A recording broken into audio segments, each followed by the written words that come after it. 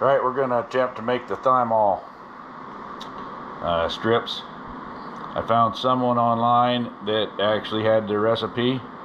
I'm going to use coconut oil and thyme essential oil. They made a half a cup and put it in paper towels, and it went quite a ways. I'm using the shop towels, and so they're quite a bit more absorbent, and I have a lot more colonies than that person did. So I'm making bigger batches. I'm gonna run this up to 4 cups. I just did a 2-cup batch, and it did me a couple of little strips, but it wasn't near enough.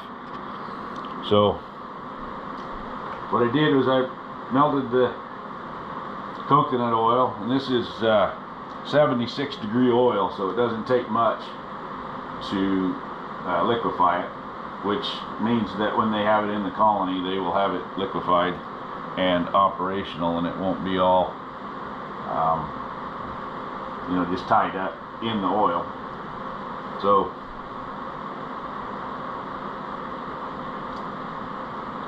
the gal that I watched do it wanted to put 1 drop in her half a cup and ended up with 2. So I'm going a little higher than that, but it should be in this 4-cup batch. It should equate to about a teaspoon, so that's what we're going to put in it, or somewhere thereabouts.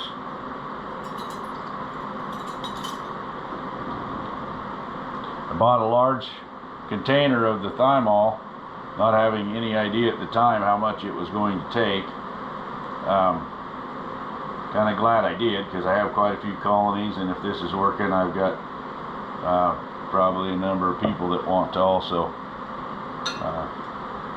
use it, because my friend Rolando's had trouble with chalk brood also.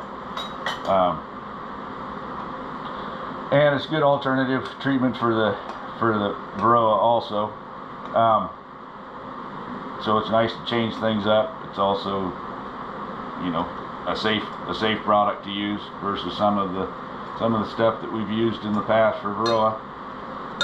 You want to have your honey supers off, any honey that you're wanting to take.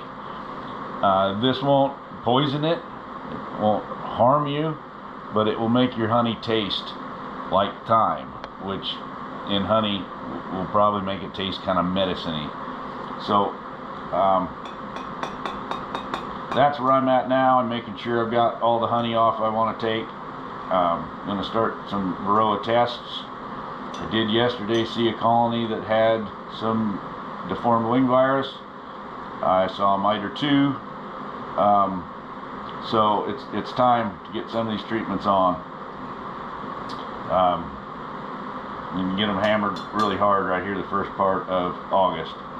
So anyhow, I did some smaller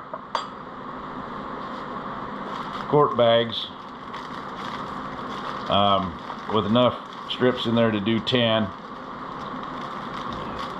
These are a little bigger strips than the other gal made. I'll probably double them up. She put 1 in each corner, and then I believe you're supposed to come back and do it again in 2 weeks. So anyhow, I did the smaller ones, and then I did the rest of them in a bigger container because I was tired of counting strips. So we'll pour a little of this in there, see if I can pour it all over the counter, make the house smell like thyme.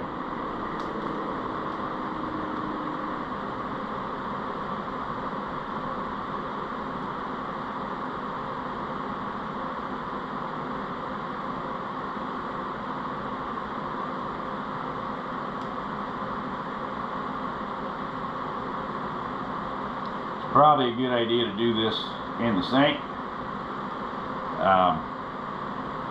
Sometimes these Ziploc baggies don't hold water, so if it was to leak, then it would leak in the sink.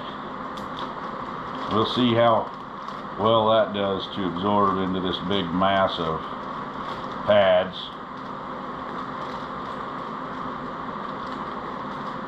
It's acting like it'll probably get it. I'm going to guess that this big bottle of thyme oil is going to last me quite a while, which is good because it's not inexpensive. I believe this big bottle was 140 bucks or something. And I'm probably going to need more coconut oil. I thought I had plenty, but I can order that and it'll show up pretty quick. But I want to get some of these going, so as I'm pulling the last of the honey frames out, I can be adding them in, and getting that taken care of, and see how it does. It'd be interesting to see if it'll help the chalk brood, because that's been a major issue with some of my colonies. They're great colonies once they get past the chalk brood.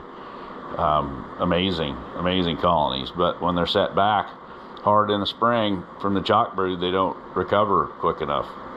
So anyhow, we'll get some of them on and see how it does.